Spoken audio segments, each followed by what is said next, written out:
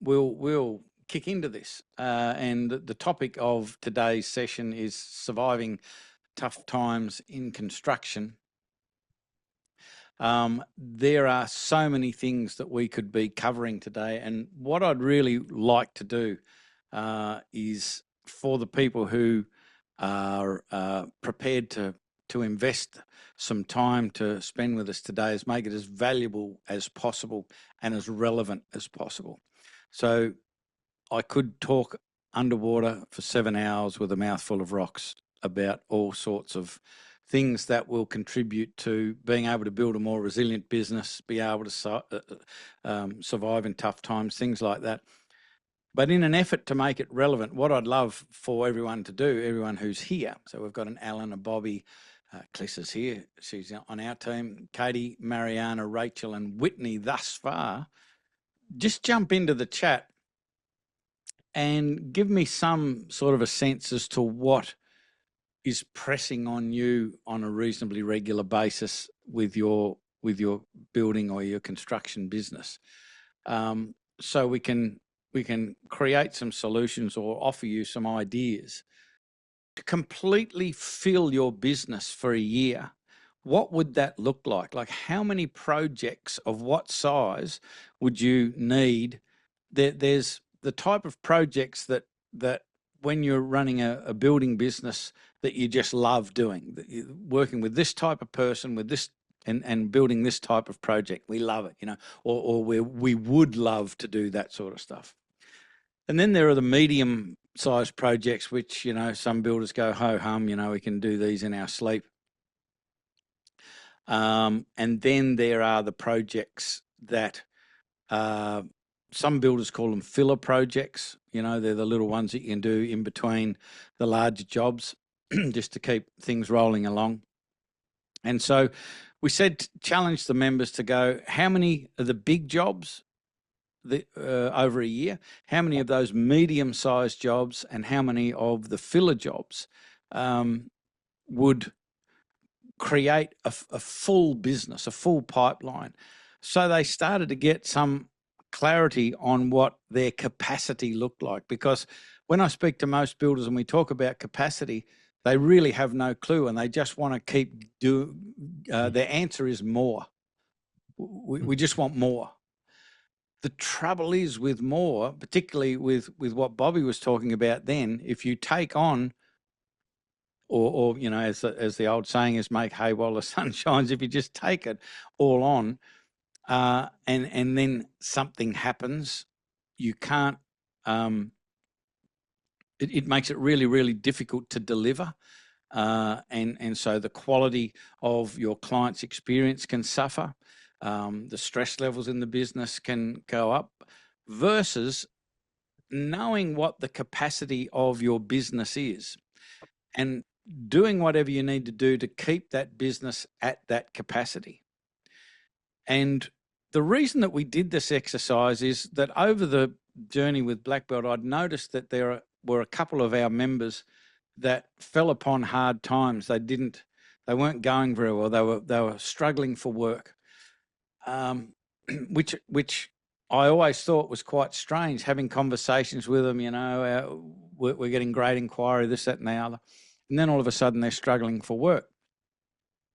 With a little bit of a forensic examination, I'm finding out that they are paying money to have leads generated.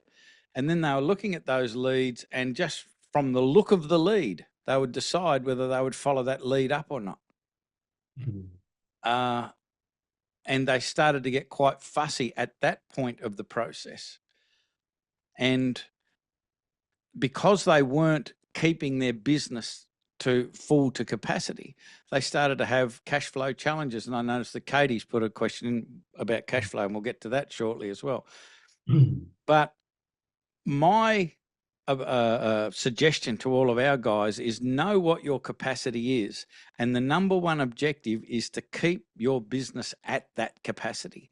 And what that might mean is that you might have some jobs in there that aren't your favorite jobs. You might have a bunch of those smaller filler jobs to fill up the gaps to keep it at capacity. And over time, you are positioning your business to be the attractive business to the type of people that you want to attract and the type of projects you want to attract. But all of the marketing, we call it our track strategy, but all of the marketing activity that you do has to be understood that it's a slow burn. It's a long runway marketing. And it shifts and it changes, and you can never ever stop doing it. I mean, I'm sure that there's huge, massive businesses on the planet like your Apples or your Cokes or whatever. They've got heaps and heaps of revenue, but guess what? They still put heaps into their marketing budget. And so builders need to do the same thing. The marketing activity always seems to be something they do when they have time, which is, when that is. And so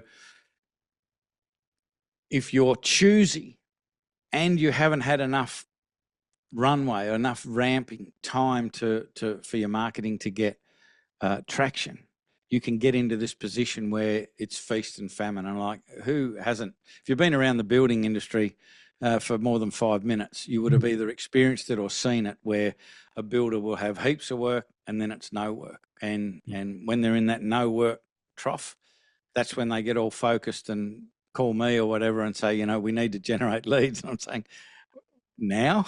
you want to do it now?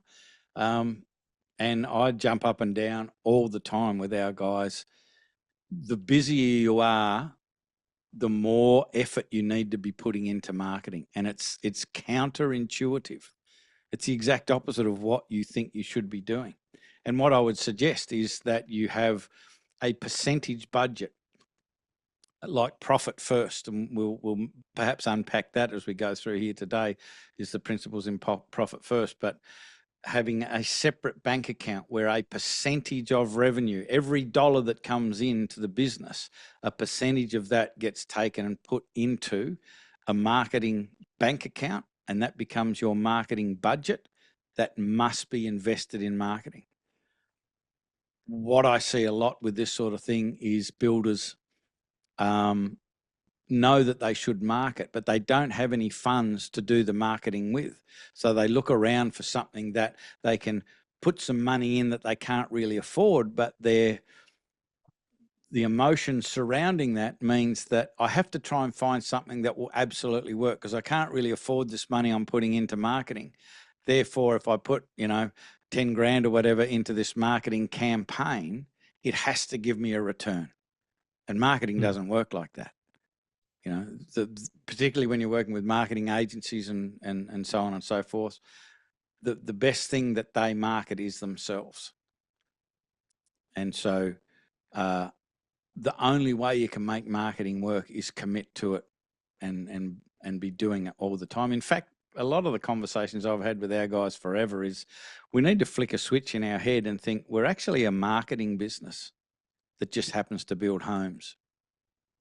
If you genuinely believe that you're a marketing organisation, what would be your focus be every day? It'd be marketing. And when you're good at that, everything else tends to flow from it. So getting back to that capacity thing, know what your capacity is. And when you read Daniel Priestley's book, Oversubscribed, what you find out is what makes a resilient business is a business where there are, believe it or not, some disappointed prospects. Disappointed prospects are the people who are the perfect fit for your business, want to be a customer of your business, but that business doesn't have the capacity to be able to serve them. That's when you are oversubscribed. And a lot of people I've spoken to about this seem to think busy equals oversubscribed, and that's not the case. A great example that they use in the book to help you understand what oversubscribed looks like is that there's a business coach, I can't remember his name. Obviously, he's not that famous, but he's very, very successful. And he decided that he is going to charge an absolute premium for his coaching services, but he would never have any more than 8 coaching clients at any one time. So he's created all by himself that capacity, that limitation, that scarcity. And he charges quite, $60,000-$80,000 a year for his coaching services.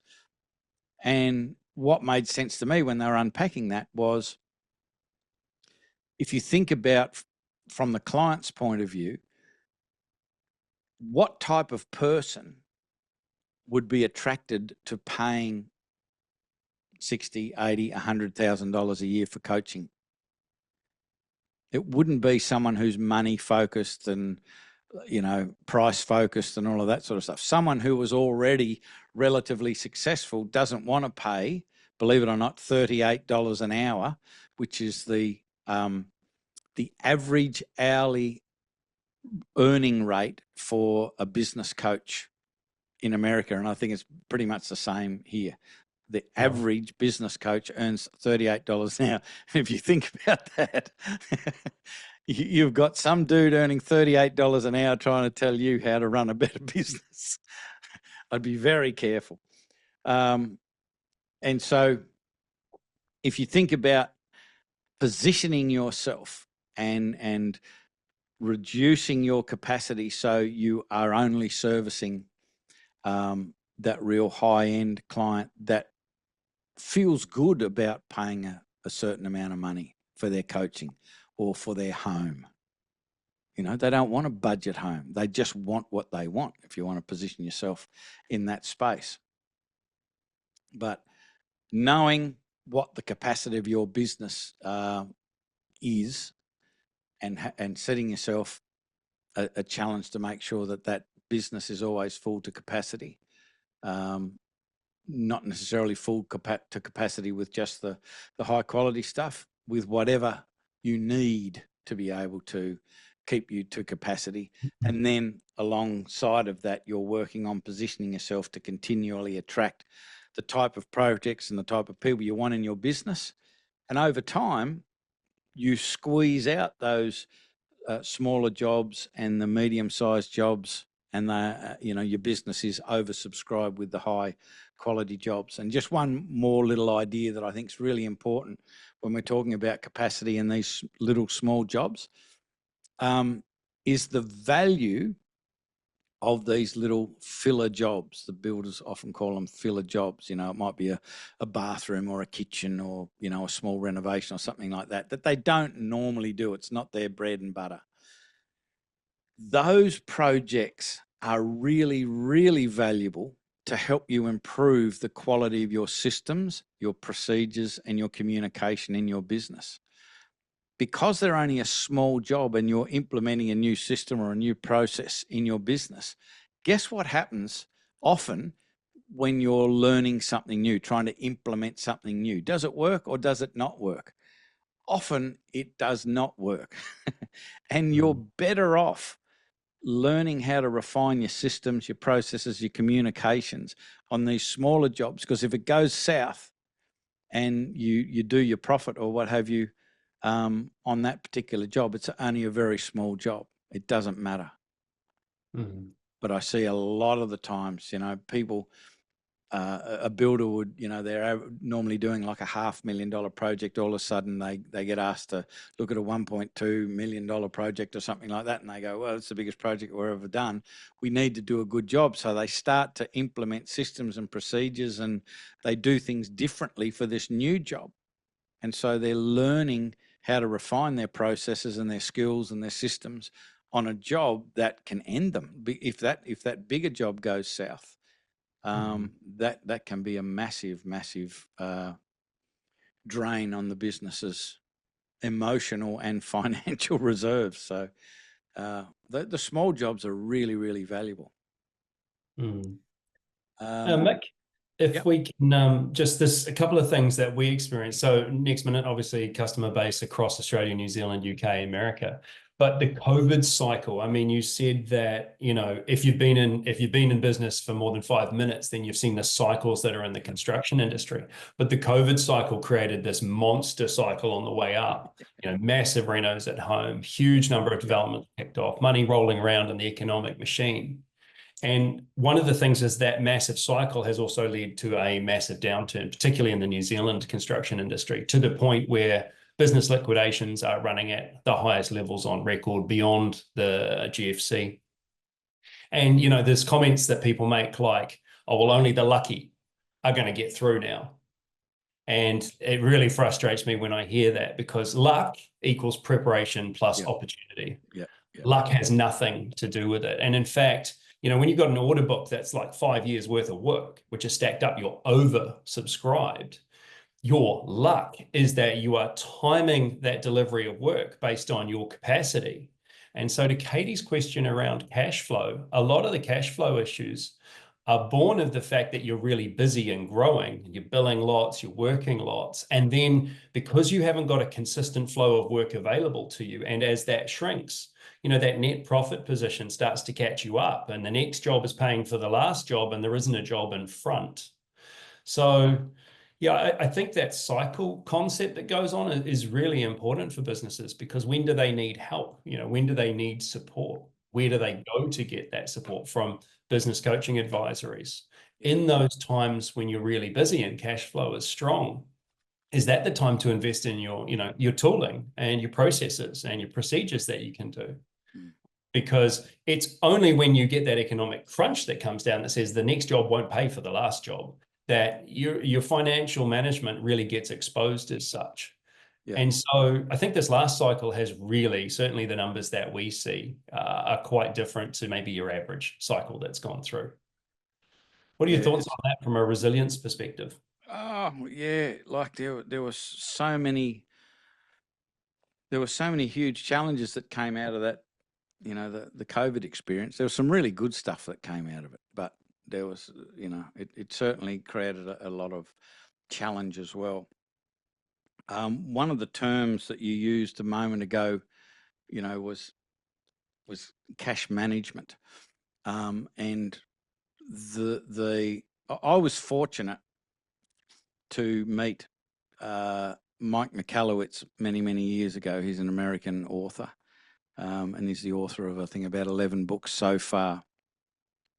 And I highly recommend all of his books, but there's a couple in particular. The first one I would read is Fix This Next, which is, maybe we can unpack the philosophy behind that in a little bit, but it's just, I reckon it's one of the most important business books that I've ever read, Fix This Next.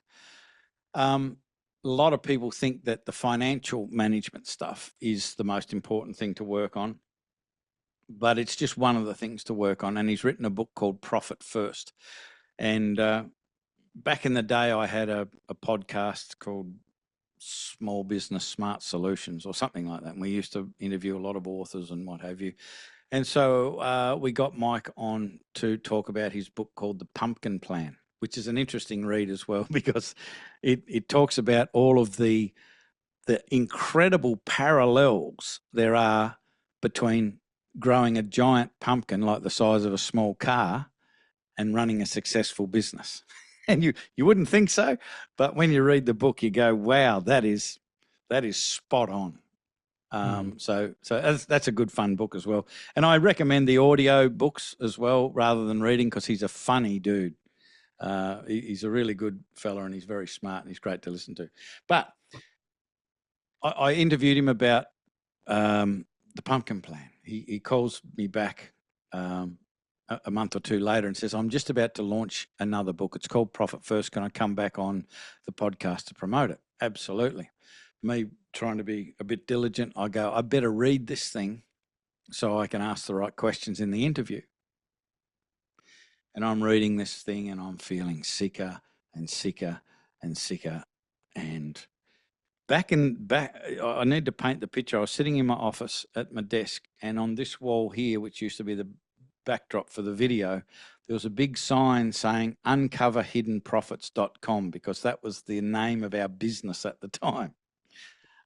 And I read Profit First, and it turns out I didn't even know what a profit was. I didn't know what profit was. And I say that because I've now found that most people don't know what profit is. They think it's the the entry on their profit and loss sheet that's handed to them by their accountant or as part of their QuickBooks or Xero or what have you.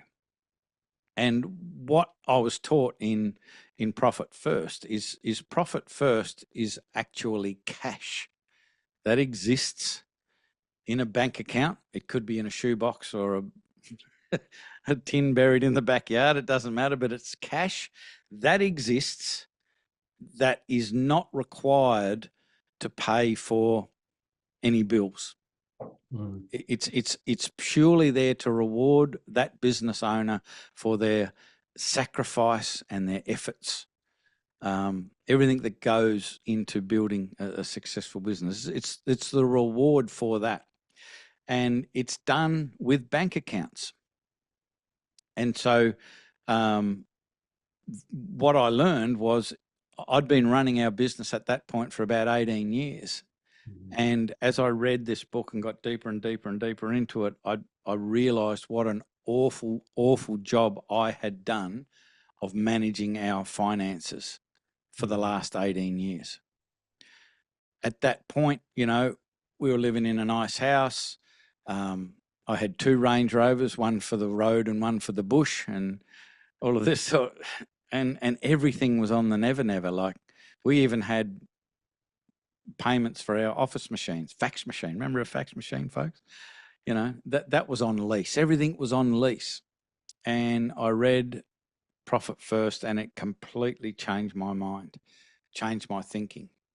And even, I think, was it Katie put a question in there about cash flow? One of the small, subtle shifts that has made a big difference, and Mike suggested this to me. He said, nobody has a cash flow problem. What you've got is a cash management problem. And the subtle difference in between the 2 words is when we talk about cash flow, it gives us this impression that the problem is out there, that we have a cash flow problem. It's nothing to do with us. It's the flow of cash. You know, we're not getting enough of it in or whatever it is. But when you really understand the philosophy and the processes in Profit First, you genuinely get that the problem isn't out there, it's in here. And so how it basically works, I think I can bring up my iPad there, sit over here so you can still see. And what traditionally happens in any sort of business is the money comes into this bank account. It's called the operating expense bank account, and then it goes out. And everything that's in this bank account is things like your PAYG, is your GST, your super, you know, all of the subby money and materials and things like that. It's all in there. And, you know, jump into the chat and tell me if you've ever experienced this. Like, you look into your operating expense bank account just after a big progress payments come in, and does it give you a bit of confidence? Does it make you feel good? You know, you go have a look at that. As a rule, like, next 24 hours, you look into it and go into deep depression again. But it's, you know, it's gone. And the level of that operating expense account, because it influences us emotionally, and decisions are made emotionally, it influences our decisions, you know, and we look at it that day and we go, I think we actually can afford that new Dodge Ram. I think we can. And so you go ahead and sign up for a 5-year lease or whatever on the Dodge Ram, and then a week later you peer into the operating expense and I don't know whether that was a good idea. And so what Mike teaches in Profit First is, instead of using your Xero or your QuickBooks or whatever your accounting software is, and using what he calls generally accepted accounting practices, you just use your bank accounts for your decision making. And it's incredibly powerful, folks. And so this is what he suggests, is that you have an income account. So the idea of that is all of the dollars that come into your business, they all reside in your income account. And then, and you can massage this or change it a little bit to suit yourself, but not too much, because I think that's a really important point for me to make, is this system works 100% of the time when you commit to it 100%. If you commit to it 95% and change a few things because it's uncomfortable or inconvenient for you, does not work. And I have been absolutely stunned at the difference it made to us personally, but the difference it's made to some of many of our black belt clients. In fact, we were just talking. We had a face-to-face session down in Hobart, and people flew in from all over the country a week or two ago. And one of the guys, and this is a crazy story, one of the guys, one of our members from Western Australia, sent me a message a couple of years ago, and he said, I just wanted to let you know, like, since we implemented Profit First 2 years ago, we've actually hit $1 million cash in our profit account. $1 million that is not required for any bills. Like, imagine being in that position. He said, I just wanted to let you know because it's been brilliant, but I didn't want to put it in the group chat because, and he explained to me why he was uncomfortable doing that. And I said, mate, bullshit. We need to be screaming this from the rooftops and showing people that what is possible by implementing this Profit First system. And the thing was, his revenue didn't really go up in those couple of years. And that's a limit in people's thinking. They think that they need more income to be able to make more profit. As a rule, as a business's revenue goes up, their profit goes down. Mm. And so, long story short, we shouted from the rooftops that this chappie had hit the $1 million mark, and it was amazing. It was like Roger Bannister, the 4-minute mile. As soon as everyone found out you could run a mile in under 4 minutes, the record started to get broken, and all of these other members in our group started to get $250,000 and $500,000 of cash accumulating in their profit account because they saw it was possible. And he was down the other day, and he said, "Well, we're just about to hit 2." Again, without a huge kick in revenues. It's really important for that. But this is the basic process of how it's done. All of the income comes in to one account. Nothing goes out of that account. It's a one-way account. You don't pay any bills out of it or what have you. But you also need to have a profit account. You need to have a tax account. You need to have an owner's pay account, and you need to have an operating expense account. So this one here was your old bank account, the one that all the money came in and went out of. And the whole idea of it is that you set yourself targets to get to. And what Mike recommends is on the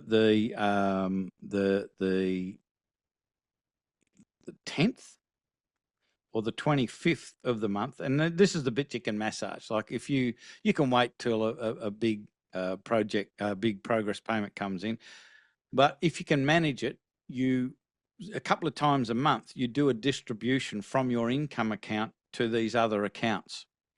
And so the very first thing that you do, what's the title of the book? Does anyone remember? It's Profit First. That's the key. And you decide that, like, in the beginning, just make it 1%. It's not huge, but you take 1% of that revenue and you drop it into your profit account. You identify approximately what your tax obligations are. So as far as your super, your PAYG and your GST, you kind of get a sense, maybe based on the last year's performance, what percentage of your total revenue you ended up paying in super, in GST, and in PAYG. And let's say that's 20%, just pulling a figure out of the air, but you know, it might be something like that. You then whack 20% into tax. You also identify what percentage of revenue is going to remunerate the owner of the business.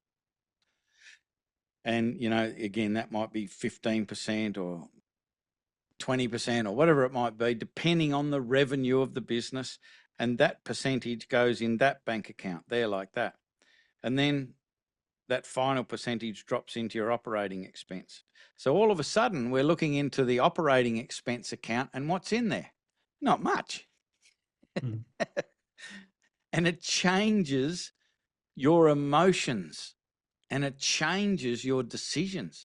And it is absolutely amazing how it causes people to change. And I can say that because I'm one of them.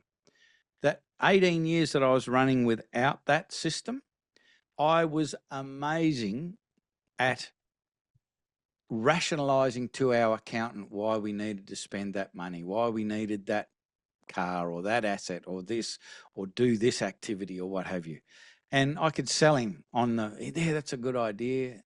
And he would be forever saying to me for 18 years, he would say, you got to cut back a bit, you know, you got to pull the belt in a little bit, you know, you're always on the edge financially.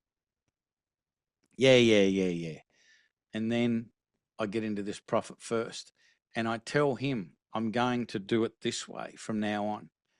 And he just sat there and shook his head. He said, you're not going to do that, because he's got 18 years of evidence of how I operated.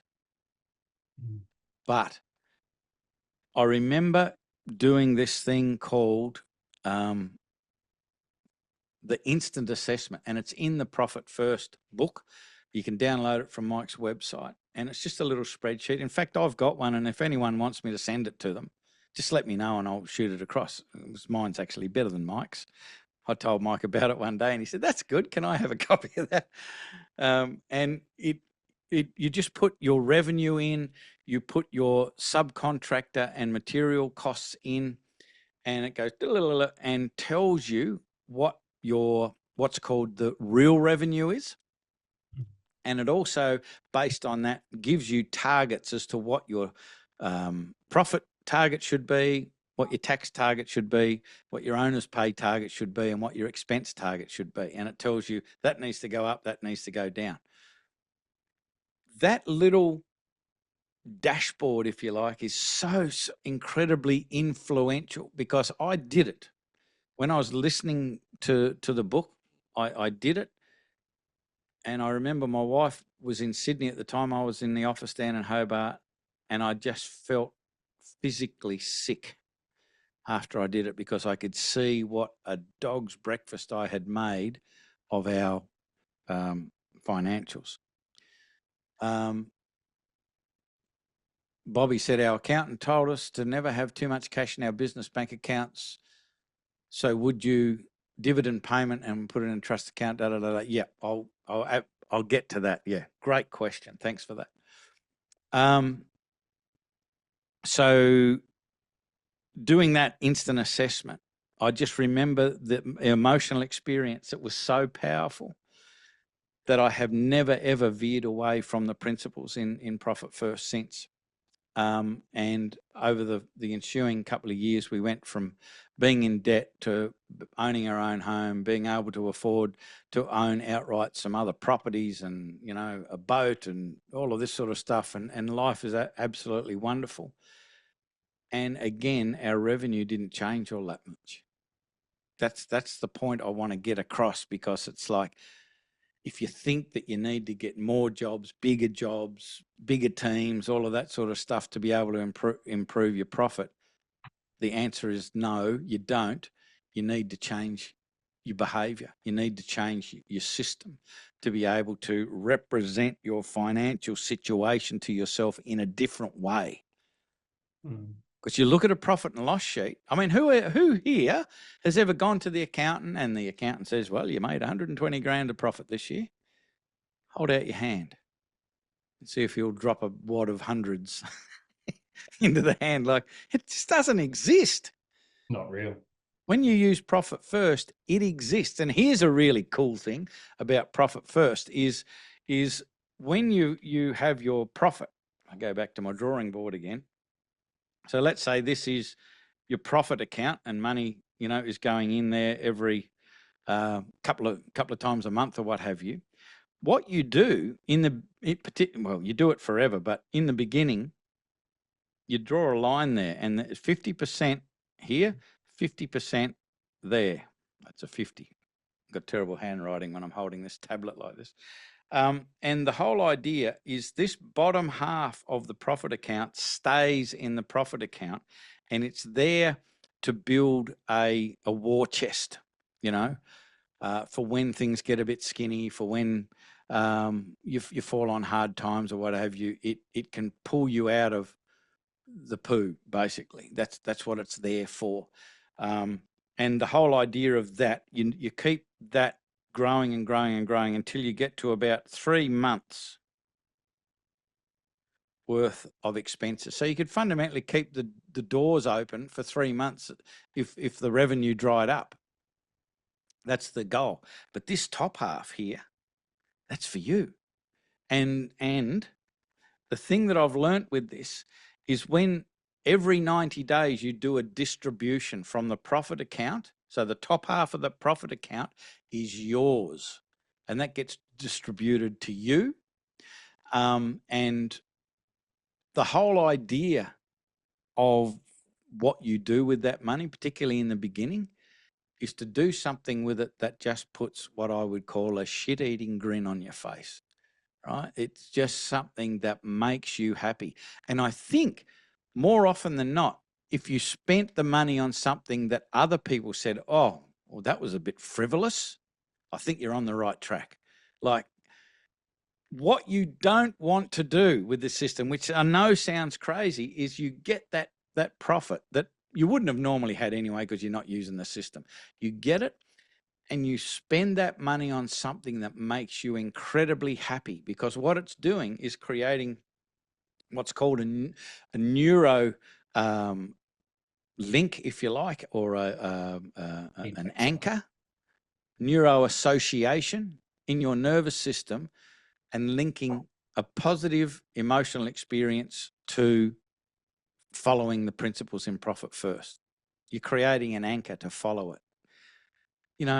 A couple of years ago, I just went out and bought an electric skateboard out of the profit account, and I'm whizzing around the streets like a teenager, 60-something years old, an electric skateboard whizzing around the street. But it was fun. And that's the key to this. And I think it's counterproductive if you implement this system and you get that profit, and the first chunk of profit that you get out of it, you do something sensible, like paying it off your mortgage. And then when I say that, all the accountants around the world will be up in arms going, you're nuts, mate. But what we know is the majority of customers of accountants, small business customers of accountants, make no profit, particularly if you're measuring profit the way that we're measuring it in profit first. And just one last little thing on this, and there may be questions about it, but I think the thing that I learnt first was the formula for profit first. And normally profit is sales minus expenses equals profit. That's the basic formula that most people operate by. And what Mike had taught me at the very first conversation is his formula is sales minus profit equals expenses. Does that make sense to anybody? Just put your hand up if you want to have a conversation about that, because this one little shift in your thinking is massive. And what that means to me is most businesses make sales and then they pay their expenses, and they, in their mind, their expenses are what the expenses are. There's nothing we can do about that. And if there's anything less left, that's profit. Versus you make your sales, you take the profit out. What's left is all I have to run the business with. So instead of going and buying all of this wonderful office furniture, I've got an old Bunnings, flip out table for $20 and a couple of plastic garden chairs. That's my office, because that's all I can afford at the moment. And there's a really great conversation that Mike talks about. He was trying to help a mate of his who was just about to lose everything. And Mike was explaining the profit first philosophy. And the guy said to him, he said, Mike, that's, that all makes sense, but it absolutely doesn't apply to me. If I did that, I couldn't afford to pay the rent for these offices. And Mike said, that's right. You can't afford to pay the rent for these offices. You need to move your business back to the garage until you figure out how to manage your cash properly. And I'm here to tell you that if you do that, if you move back to the garage and you learn how to implement these profit systems, you can afford whatever rent you want afterwards. Like it just gives you so much financial freedom once you implement the system and stick to it, because of the compounding effect of this system. It's absolutely profound. There's a whole bunch of comments in there. Have I missed anything, Alex? Or No, mostly people are asking for your spreadsheet at this point in time. okay. They want it. But I think everyone's focusing on the mind shift element, and this is the pay yourself first concept, or the take it off the table and then manage to deal with what you have left. Yeah, it's absolutely profound. And I first learned about this concept and then violated the whole thing and forgot about it. Back, I was living in Sydney, and we were moving back to Hobart because I was born down here. But living in Sydney, I came across a book called The Richest Man in Babylon. Mm-hmm.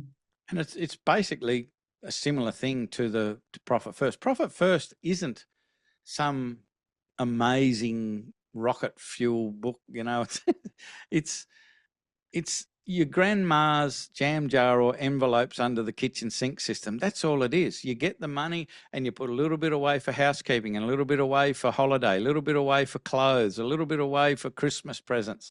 That's what grandma used to do. That's all this is. Mm. But it changes your emotional decision-making process. Like it is transformational. And I just want to reiterate that if you don't follow this process 100%, it won't work. And what I'll see a lot of people doing is they start to do it because it's easy at the time. They're putting some money away for profit. And then they weren't managing things too well for whatever reason. And somebody rings them up and says, you owe me money. Like a supplier or a subby, whatever, rings up and says, you owe me money. And what they do is they grab the money out of the profit account and they pay the subby or the supplier with that, just to get them off their back. And you shouldn't do that. What you should do is figure out a payment plan to be able to pay that person back what you owed them, plus some interest or whatever, because you made the blue, and fix the system so that never ever happens again. Because what will happen, and I've seen it happen that many times, if you put the profit aside and then you use it sort of effortlessly to get yourself out of the shit, you really haven't learned the lesson. The key to it is to feel embarrassed. The key to it is to feel that emotional pain of the mistake that you've made, not being able to pay that supplier or subby or what have you when they're meant to be paid. You need to live with that pain, because you need get taught that lesson emotionally. And I guarantee you won't do it twice. You will put systems and processes in to prevent that. But don't use the profit to get you out of the shit that easily. Having said that, if you're just about to go broke, use the profit so you can continue to trade and can continue to move forward. And a number of people I know have done that, and they're doing really well now because they were able to survive. If they hadn't have had profit first, they wouldn't have survived. But they used the profit to get themselves out of the trouble, and they learnt some very, very valuable mental and emotional lessons, and their operations now are very, very different, very, very solid, very resilient, which is the topic of today's session. I will for sure send out the spreadsheet so I can. You've got a lot of registrations, Alex, I'm sure. So if I send you a copy they're of all it, there. There'll be a follow-up. There'll be a follow-up, and we'll put a link to the whatever's associated. There's a question in here from Matt, I think. A few thoughts on keeping tradies with you during a labor shortage. So resilience in tough times. Yeah, that's a great question. We had a conversation in Blackbelt some time ago, and it was back when, if you can remember, the sub trades were sort of giving you a price of X, and then when the rubber met the road, they'd put their prices up because the sub trades were in high demand, and they were kind of holding some builders to ransom at that time. And we were having discussions in Blackbelt about that. And I just said to our team, I said, what I would suggest that you do is you go out and speak to your subcontractors and say, hey, I see what's going on. I understand why it's going on. And I just want you to know that it's a cycle and this is going to change. At some stage, I don't know when it is in the future, but it will change. And what will happen is it will go back to the other part of the cycle where, if you've been in business long enough, you can remember you didn't have enough work and you're out knocking on the doors of builders trying to get work. And what I'm here to say right now is you're going to do what you're going to do now. You're going to charge me what you're going to charge me. But I have a great memory, and I'm going to be looking after the people who are choosing to look after me now. I'm going to be looking after them in the future because it's all about relationships.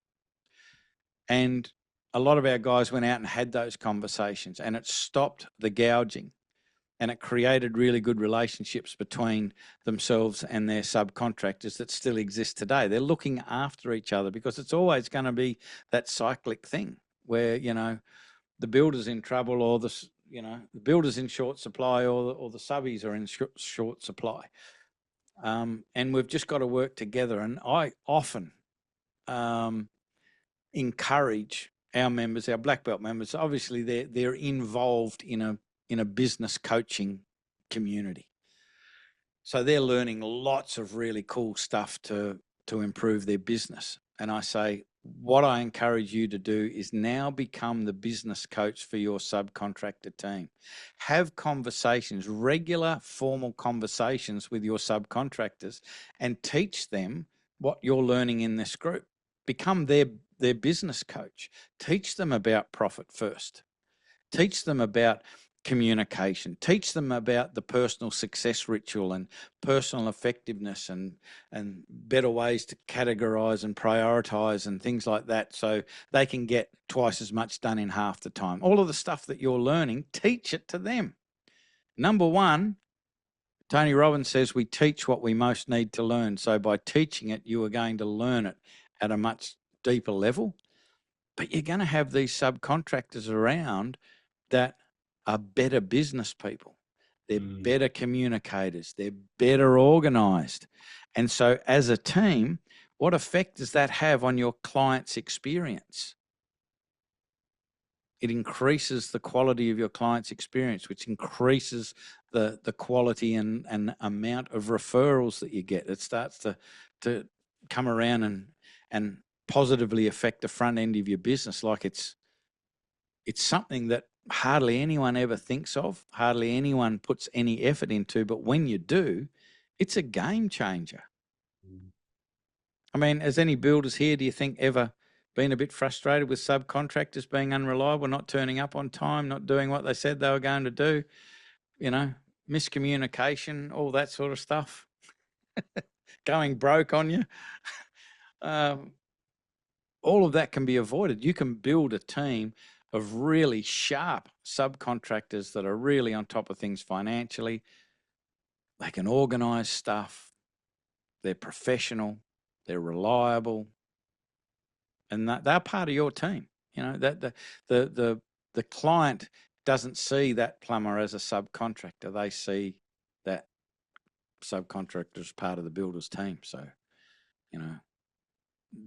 your reputation is on the line with the quality of the subbies that you create. I'm not sure that answered Matt's question so much, like when there's a labour shortage, but there's lots of answers to that question, Matt, where,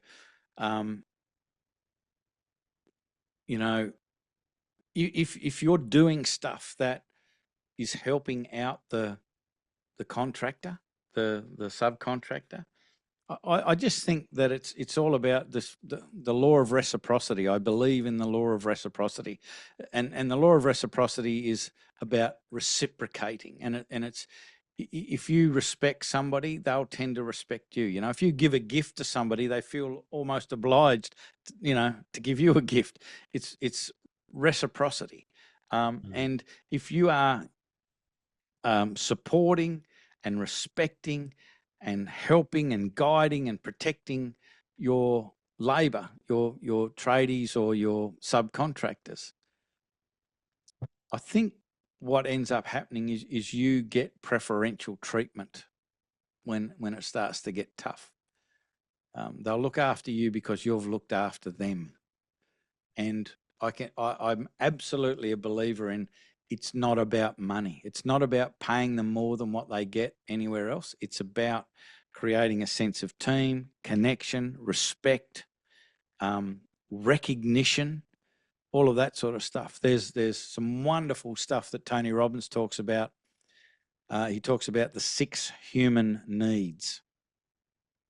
And as a business owner, if you can understand the 6 human needs, it's so profound in creating a real sense of team and getting people connected. They don't have to be on the payroll. They can be subbies, they can be suppliers, whatever.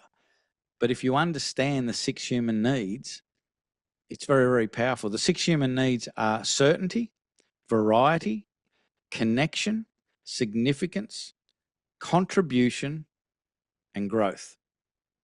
And every single human on the planet is driven at a subconscious level to satisfy those needs. They all want to be connected.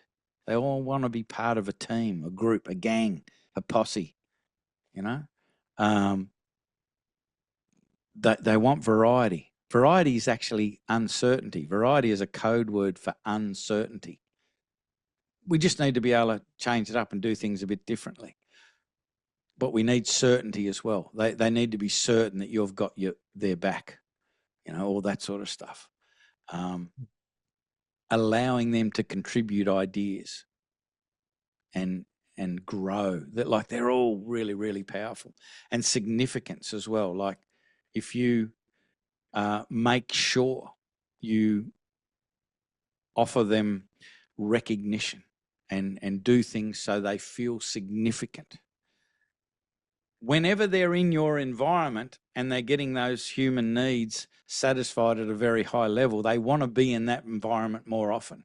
So if they've got a choice to work for that builder over there who doesn't really give a shit, or this builder over here who subconsciously is fulfilling those 6 human needs with their environment and with their comments and with their systems and their processes and communications, subconsciously those people want to spend more time in that area, that environment where those needs are fulfilled. So in sort of trying to answer Matt's question, if you look after those people, I believe, and I've seen it happen, that they will prefer to stay with you and even take a pay cut, if you like, reduce in income to stay with you because they love that environment so much. I guarantee you, people are not driven by money. They are driven by emotion. And all of those 6 human needs, if they're taken care of at a really high level, they want to be in your environment. I guarantee it. But you got to spend some time to learn about this stuff and figure out how you're going to implement it and systems and all that. There's a great book called The Carrot Principle. I encourage you to read it. Thanks for your time. We've really enjoyed it. And thank you to the participants that we've had. Again, to follow up, we'll send out a recording and we'll post some links off to spreadsheets and other things that were mentioned in the chat. So yeah, thanks for your time. I've just put a, which might be useful to everybody, I've just put a link in the chat there, and it's a 90-second activity that you can follow up, and it's just like a scorecard, because we've found that every building business has one specific issue, and it might be different from business to business. And if you can identify what it is and fix it, a whole raft of other issues tend to disappear. This little scorecard helps. If you answer the questions, about a dozen questions, take you a minute and a half to answer it, we'll send you out a report and it'll tell you exactly what you need to be working on.